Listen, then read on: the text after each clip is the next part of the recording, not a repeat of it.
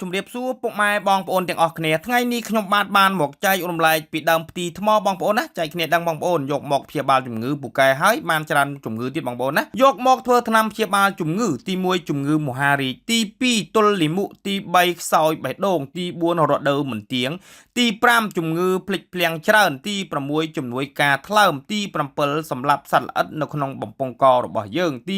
8មហារីកថ្លើមវិធីប្រើប្រាស់ថ្នាំវិញម្ដងយកដើមផ្ទីថ្មទាំងមូលបងប្អូនតែអត់យកឫសរបស់វាទេបន្ទាប់មកយកទៅលាងទឹកឲ្យបានស្អាតកាត់ជាកំណាត់ឲ្យបានខ្លីបន្តិចរួចយកទៅហាលនៅក្នុងម្លប់ឲ្យបាន3ថ្ងៃយកចំនួន30ក្រាមដាក់ដាំជាមួយទឹក1លីត្រកន្លះរំងាស់ឲ្យបាន15នាទីពេលហូបថ្នាំវិញមួយថ្ងៃហូប3ដងព្រឹក1កែវថ្ងៃ1កែវនិងល្ងាច1កែវណាបងប្អូនព្យាយាមហូបចាប់ពី5ទៅ7ថ្ងៃជំងឺដែលខ្ញុំរៀបរាប់នៅខាងលើ